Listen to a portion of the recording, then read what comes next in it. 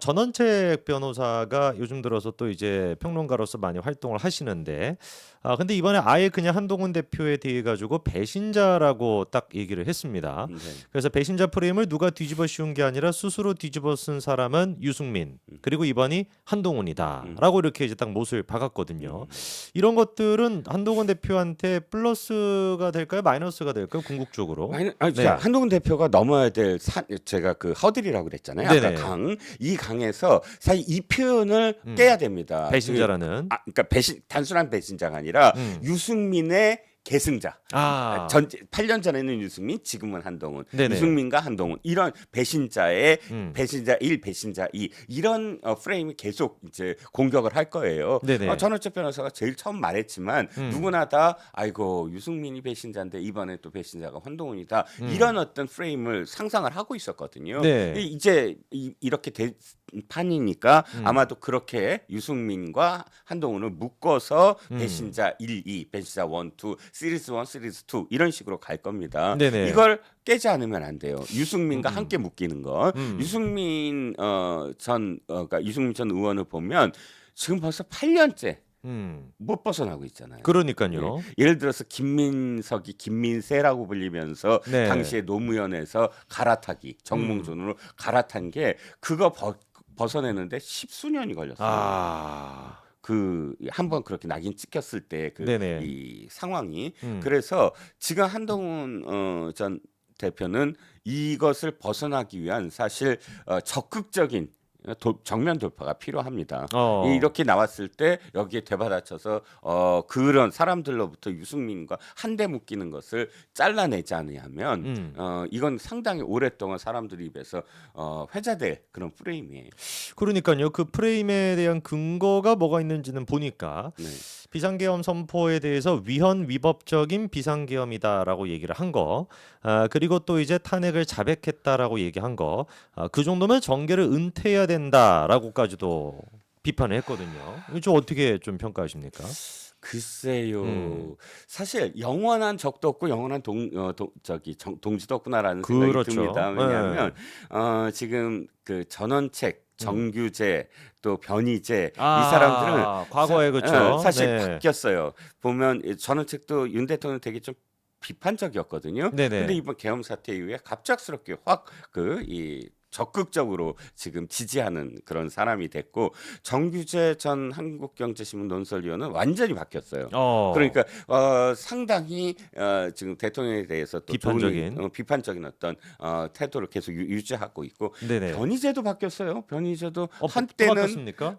네. 한때는 저쪽이었잖아요. 스픽스 같은 데 나와갖고 계속 그 윤 대통령을 비판했는데 지금 또 계엄을 적극적으로 또 옹호하는 모습을 보이는 것 같은데요. 보니까. 그렇습니까? 예. 책도 내고. 좀 희한하네요. 예. 그래서 그 변희재 맞아? 뭐 이런 얘기도 나오는데. 매불쇼 나가서 맨날 윤석열 대통령 비판했던. 스픽스에서 계속 그랬잖아요. 스픽스 같은 데 나와서. 어찌됐든 전원책 그 변호사가 상당히 지금까지 보수를 대변해온 그런 명논객의 한 사람으로 저는 꼽고 싶습니다. 그 옛날 쇼츠들이 보면 와, 이 일대 뭐 한 다로 싸워요. 막 그 보수와 관련돼서 특히나 남성 여성 젠더 갈등에서 아주 그렇죠. 혁혁한 또 공을 세웠는데 네. 이번에 논리가 조금 좀 전 빈약해 보인 것도 있어요. 논리가 빈약해 좀 보인다. 더 냉정하게 바라봤으면 좋겠어요. 판을 네네. 조기 대선 열려도 보수가 이긴다라고 단언할 수는 없거든요. 이번에 그 지금 말씀이 그렇습니다. 조기 대선이 열려도 보수가 이길 수 있다라고 전원책 변호사가 얘기했거든요. 그건 지금 나오는 어떤 지지율을 보면서 생각이 들 거예요. 저도 사실 지지율에 놀랐습니다. 그러니까 계엄 직후 그러니까 12월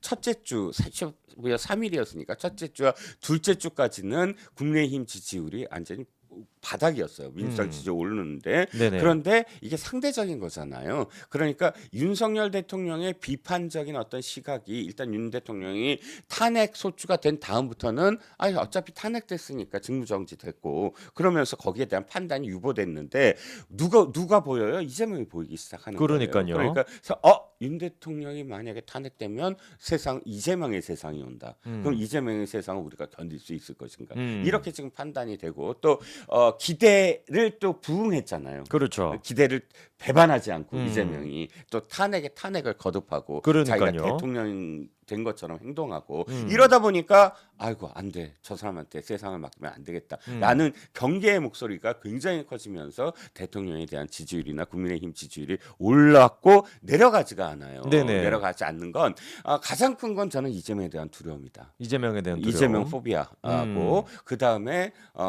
윤 대통령과 관련해서는 윤 대통령이 그래 계엄이 잘못된 것 같긴 한데 그럼에도 불구하고 윤 대통령한테 기회를 줘야지. 저렇게 팔 다리 잘라버리고 입 막아버리고 하는 그렇게 헌재에서 다그치고 지금 재판을 갖추면 이건 아닌 것 같아. 뭐 제가 늘 볼테르 얘기를 요즘 인용하는데 네네.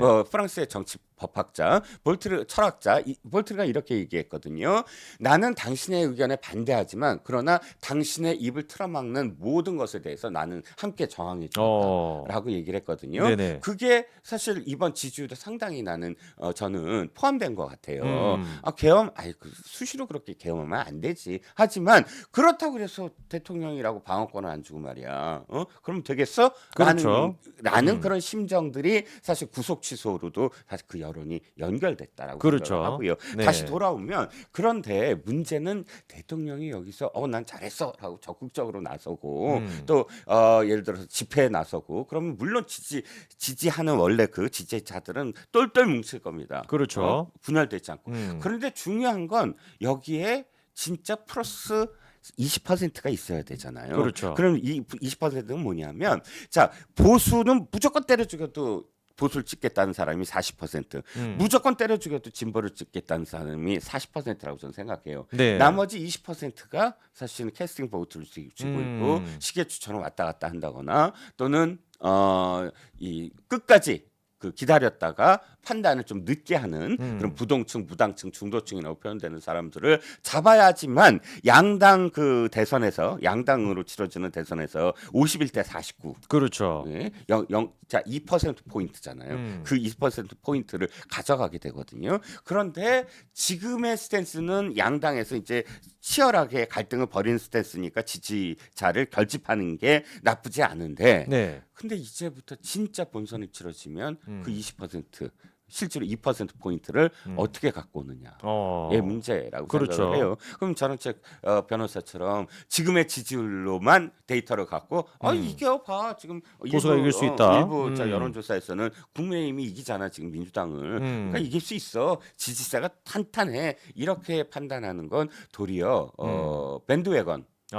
너무 지금 저는 주장하는 게 이겁니다. 언더독이 이긴다. 언더독이 이긴다. 지금 피해를 입고 압박을 당하고 있고 소외되고 그런데 저렇게 이 권력을 행사하는 그 집단한테는 주면 안 돼라고 국민들한테 호소를 해야 되는데 지금 대통령이 만약에 인용이 돼서 파면이 됐다고 하더라도 적극적으로 나서서 우리는 어떻게 해야 된다라고 나서면 언더독으로 안 보이고 밴드웨건으로 그럴 수 있죠.